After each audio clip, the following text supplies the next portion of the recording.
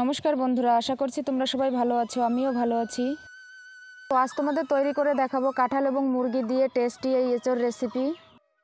এই সুস্বাদু এঁচোড় রেসিপিটি যদি তোমাদের ভালো লেগে থাকে তাহলে একটি লাইক করে চ্যানেলটি অবশ্যই সাবস্ক্রাইব করে দিও এবং পাশে থাকা বেল আইকনটি প্রেস করে দিয়ে আমার পাশে থাকার অনুরোধ রইল।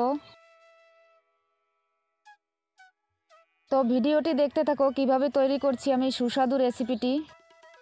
এই রেসিপিটি তৈরি করার জন্য আমি এখানে এরকম ছোট সাইজের একটি কাঁঠাল ও মিডিয়াম সাইজের দুটো আলু নিয়েছি। দেখো আমি আলু এবং কাঁঠাল এভাবে কেটে ধুয়ে নিয়েছি। আমি কাঁঠাল এভাবে ছোট করে পিস করে কেটে নিয়েছি কারণ রান্না করার সময় তাড়াতাড়ি সিদ্ধ হয়ে যাবে। আর এখানে 500 গ্রাম মুরগির মাংস এভাবে কেটে পিস করে আমি ধুয়ে নিয়েছি।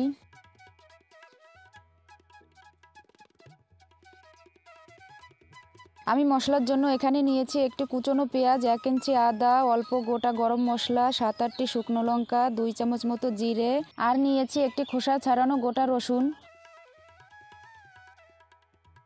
এবার সব মশলাগুলো মিক্সিং জারে মিক্সি করে নেব। মশলা মিক্সি করে নেওয়ার পর এখানে আমি বড় একটা পাত্র নিয়েছি। এই পাত্রের ভিতরে আমি মাংসটা দিয়ে দিচ্ছি। এবার মিক্সি করে নেওয়া মশলাটাও দিয়ে দিচ্ছি। তারপর দিয়ে দিচ্ছি একটি কুচনো পেঁয়াজ, আর দিয়ে দিচ্ছি এর ভেতরে পরিমাণ মতো লবণ, পরিমাণ মতো হলুদ। এবার একটু বেশি পরিমাণ কাঁচা সরষের তেল দিয়ে ভালো করে হাত দিয়ে মেখে নেব।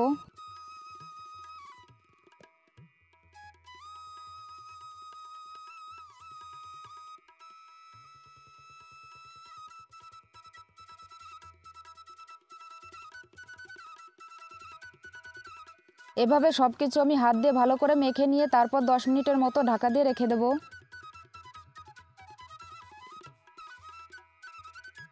এবার গ্যাসে কড়াই বসিয়ে দিয়েছি। কড়াইটা গরম হয়ে এলে এর ভেতরে দিয়ে দেব একটু বেশি পরিমাণ তেল।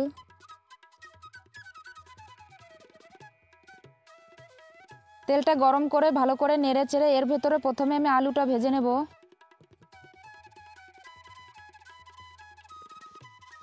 দেখো আলু ভাজার সময় আমি অল্প পরিমাণ হলুদ দিয়েছি, এতে করে আলুর কালারটা সুন্দর আসবে।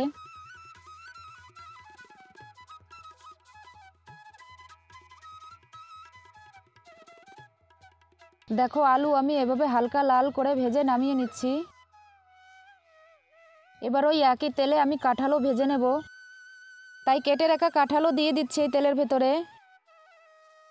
এবার এই কাঁঠালের ভেতরে আমি অল্প পরিমাণ হলুদও দিয়ে দিচ্ছি, এতে করে কাঁঠালের কালারটাও সুন্দর আসবে।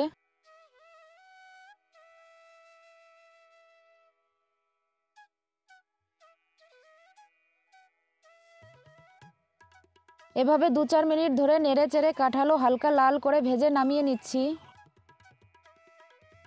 দেখো সব কিছু ভেজে আমি নামিয়ে নিয়েছি। এবার মশলা মাখানো মাংসর ঢাকনাটা খুলে নিয়েছি। এবার ওই একই কড়াইয়ে আরও 1 কাপ মতো তেল দিয়ে দিচ্ছি। তেল ভালো করে গরম করে নেড়ে চেড়ে তারপর এর ভেতরে ফোড়নের জন্য দিয়ে দিচ্ছি 1/2 চামচ গোটা জিরে।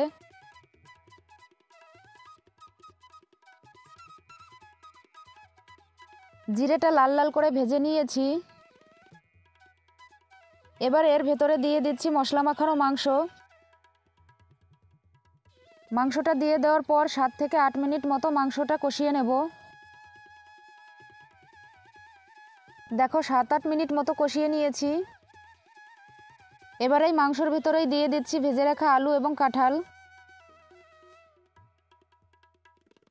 আলু এবং কাঁঠাল দিয়ে এভাবে একটু নেড়ে চেড়ে নিচ্ছি।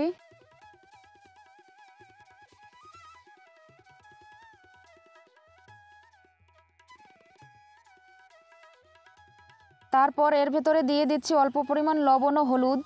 এখানে আমি অল্প পরিমাণ লবণ হলুদ দিয়েছি কারণ মাংস মাখানোর সময় আমি আগেই লবণ হলুদ দিয়েছিলাম, তাই লবণ হলুদের পরিমাণটা আমি বুঝেই দিয়েছি। এভাবে আমি সব কিছু আরও 5-7 মিনিট ধরে ভালো করে কষিয়ে নিয়েছি। দেখো সব কিছুর থেকে তেল ছেড়ে দিয়েছে। এবার আমি এর ভেতরে পরিমাণ মতো গরম জল দিয়ে দিচ্ছি।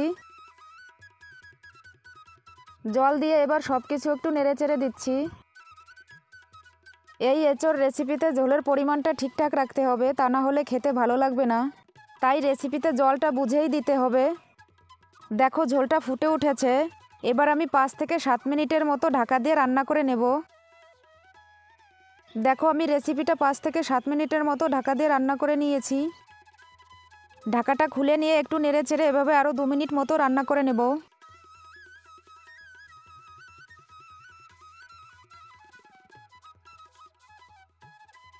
দেখো কাঁঠাল এবং আলু সিদ্ধ হয়ে গেছে, ঝোলও অনেকটা কমে এসেছে।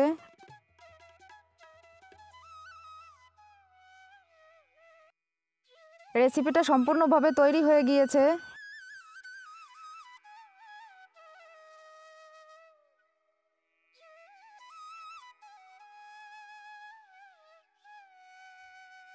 এবার এর ভিতরে গরম মশলা দিয়ে একটু নেড়েচেড়ে তারপর নামিয়ে নেব।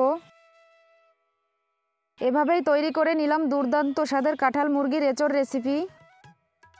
রেসিপিটি দেখতে যেমন লোভনীয়, খেতেও কিন্তু অসাধারণ হয়েছিল। তোমরা অবশ্যই বাড়িতে তৈরি করে খেয়ে দেখো, বাড়ির সকলেই পছন্দ করবে এই রেসিপিটি খেতে। আমার এই নতুনতম রেসিপিটি যদি তোমাদের ভালো লেগে থাকে তাহলে একটি লাইক করে চ্যানেলটি অবশ্যই সাবস্ক্রাইব করে দিও এবং আমার পাশে থেকে আমাকে সাপোর্ট করো। সম্পূর্ণ ভিডিওটি দেখার জন্য আমার পক্ষ থেকে তোমাদের সবাইকে জানাই ধন্যবাদ।